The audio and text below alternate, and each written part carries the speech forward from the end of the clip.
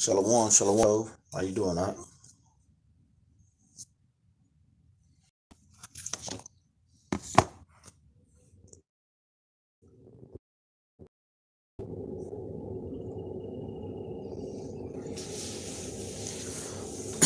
Shalom, shalom, shalom, Israel. First off, giving our honor and praises to Yahweh and to his son Yahweh Shah. We the Battle Axes of the Most High coming to you with another first day of the week breakdown. The name of today's class will be called Demons, Evil Spirits, and Correction. Demons, Evil Spirits, and Correction. Shalom, brother Ray Israel.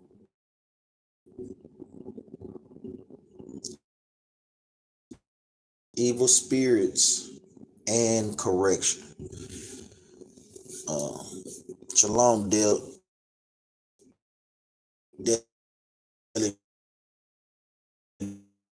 Driver. Shalom, I know we have a little technical difficulties. We're on the bear with us, brothers and sisters. Shalom, Sister Mary Houston. On the brothers in Houston. On the brothers and sisters that's tuning in online and so forth. I would say the name of today's class is Demons, Evil Spirits, and Correction. Like I was just saying, coming into this walk, that's one thing brothers and sisters will learn in this truth. Is that you deal with the demons that you have on you, the evil spirits that you have on you. Shalom, brother Yahweh. The demons and the evil spirits that you have on you, and the correction that you receive when brothers see those things on you. And a lot of times you see brothers and sisters come and go out of this walk, come and go constantly, man. And a lot of times they're not able to combat those demons that's on them. They're not taking the commandments. Shalom, King Ash. They're not applying the commandments. They're not taking the counsel. They're not praying enough. They're not fasting enough. A lot of times, for the most part, they're not taking accountability for their sins. A lot of times, brothers and sisters love to blame brothers and sisters for the things that they deal with. When you commit sin, brothers and sisters are always looking for brothers and sisters to blame for the things. Like I said, I got to speak plainly, for the shit they do. I mean, it makes no sense, man. And brothers and sisters have to be able to shake those spirits, man, because that's all that it is, man. These are just demons that are on our people, and they're not applying the commands to get those things off of them. But we got to speak plain sometimes. Use great plainness of speech. This is the book of Peter, chapter 5 and verse 8. It says, be sober, be vigilant, because your adversary spirit, he plays on those things, man, to pull you out of the truth. And a lot of times when brothers and sisters are not taking the correction and applying the scriptures, they fare off the worst, man. They fare off the worst. I'm going to read it again. 1 Peter 5 and 8. Be sober, be vigilant, because your adversary, the devil, as a roaring lion, walketh about, meaning what? He's going to and fro in the earth. He going as he pleases, man. Let me see what I can get this brother with today to try to pull him away from this truth. Oh yeah, this brother right here, this is an emotional brother. So I know, let me trigger something in his emotions to get him to stop doing the work in the truth. That's all that it is, constantly. Yeah, this sort of go away from the truth. It's going to constantly be like that, going through trials and tribulations in this walk, man. Stop thinking everything is going to be perfect, or that there is a perfect count, because I get tired of hearing that mess too, man. I want to blame the counts, man. Stop blaming brothers and sisters for what you are doing. Did nobody put that blunt to your damn mouth? Did nobody put that bottle to your lips to make you drink excessively? Did nobody make you lie down with that brother or that sister, man? Did nobody make you say what you said and to be out of order? Learn to take accountability. Let's go to the book of Job, because the devil is walking about, meaning he's going to and fro in the earth. Go to the book of Job, man, and give an example of that. The devil is just an employee of the Most High God. No, the devil is not going against the Most High God. No, he's in complete order. Remember, the Most High God does things in balances. He got good versus evil, right versus wickedness. Like I say, choose you this day. Which way you gonna walk? Which path you gonna walk in? Bear with me. This is the book of Job, chapter 1 and verse 6. Then Satan answered the Lord and said, from going to and fro in the earth, and from walking up and down in it. Meaning, Satan is going and coming as he pleases. To do what? To tempt the souls of the sons of God, to get them and to steer them away from the truth. Like we said, this is one of the basic things that new brothers and sisters come into this truth that they are learning. Because we're trying to equip you on how to, guess what, deal with these particular spirits that may jump on and off of you. Because a lot of times when brothers and sisters, when tribulation and when affliction come, guess what? They'll be like one of the 4 types of Israelites. If they're not on a good ground, guess what? They're going to go back into the world. Some people, they're wicked for giving you correction.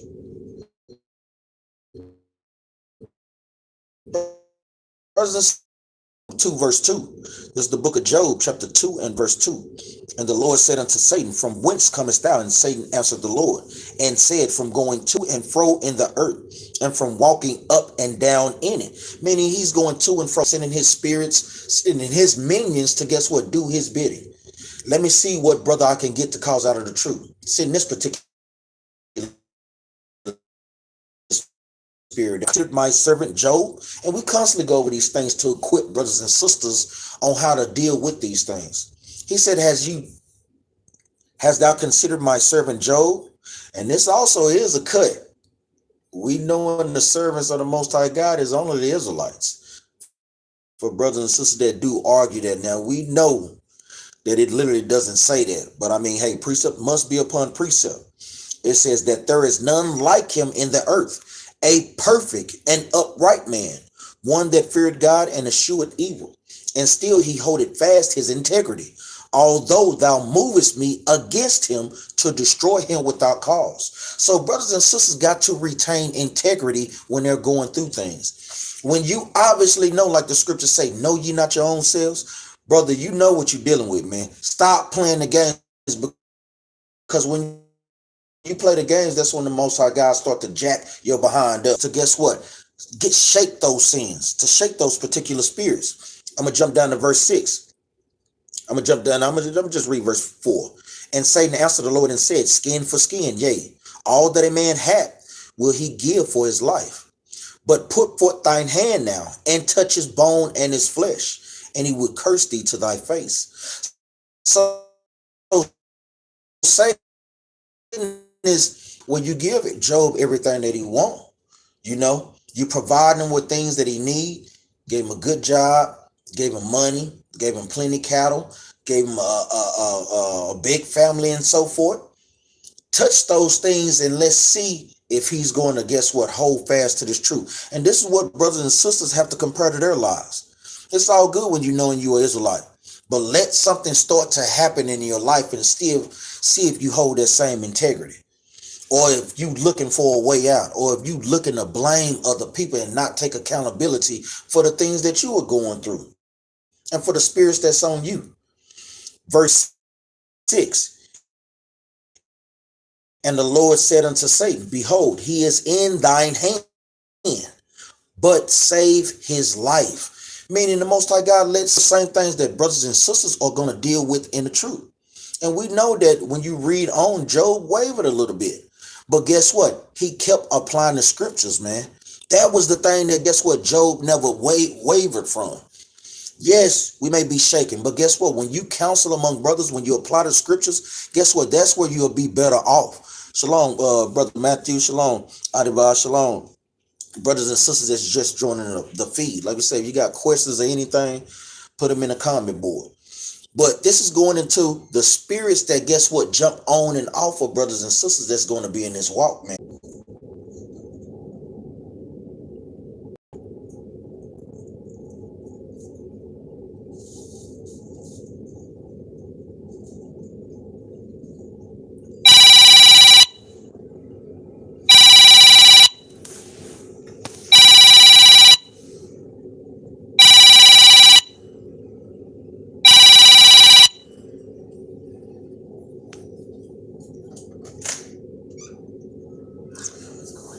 Yeah, let's keep the feed. They would say, hey, we know these spirits going to and fro, so hey, they're just going messing up the live. Bear with us, brothers and sisters, man. I know we having a little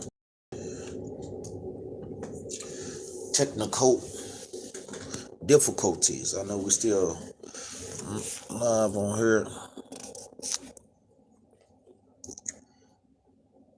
Yeah, bear with us, brothers and sisters. Hey, you already know, man, these spirits is out, man. Trying to stop the word from going out, but hey, we're going to keep pushing through by the power of Yahweh Shai and his son, man. Yahweh and his son, Salaki. Going back to what we were saying, talking about how these evil spirits are sent to and fro in the earth. Let's go to the book of Zechariah, chapter 1 and verse 8. This is a precept for spirits going to and fro in the earth. Zechariah chapter 1 and verse 8. I saw by night, and behold, a man riding upon a red horse, and he stood among the myrtle trees that were in the bottom. Behind him were there 3 red horses, speckled and white. Then said I, oh my Lord, what are these? So Zechariah is receiving a vision. So he's seen a vision of a man riding upon a horse and among the myrtle trees. Now we know in the Bible, horses, when you go to the book of Proverbs, symbolizes angels and spirits. And we know that the trees symbolizes what? Men. It's going to explain when we read on down. It says, then said I, oh my Lord, what are these? And the angel that talked, verse 10, and the man that stood among the myrtle trees answered and said, these are they the Lord had sent to walk to and fro through the earth. To World War III.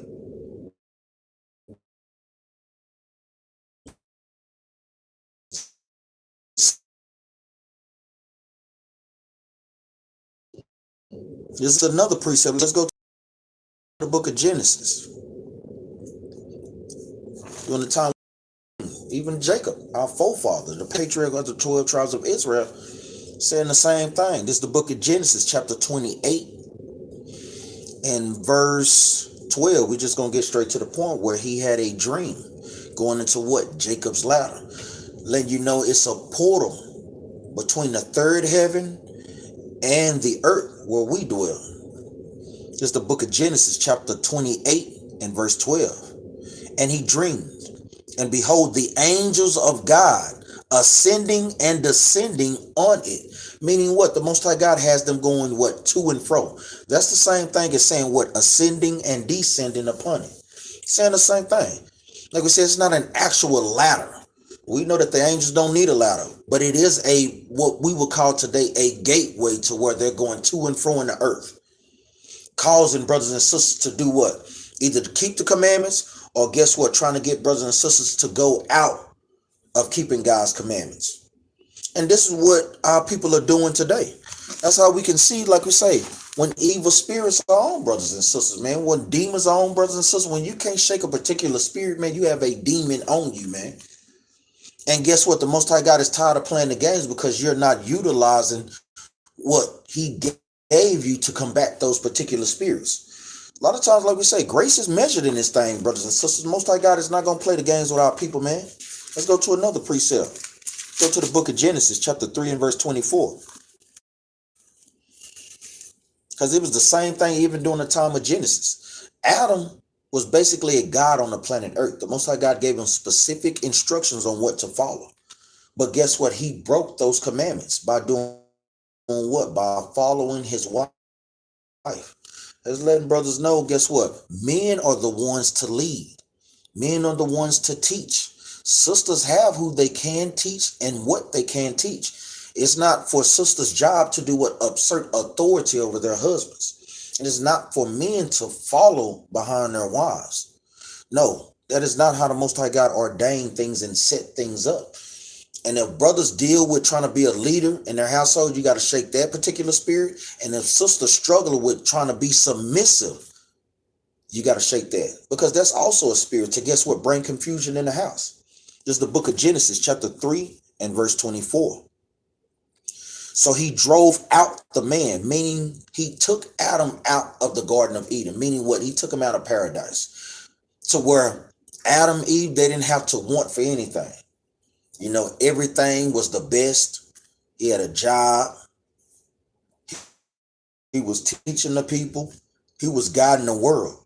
But since he broke the commandments, the Most High God took him out of paradise. That's what this is going into. I'm going to read verse 24 again. So he drove out the man, and he placed at the east, at the gate, Salakia, of the gate of Edom, cherubim. Back up. Yeah, we know that, like we said, these spirits out here even now, trying to,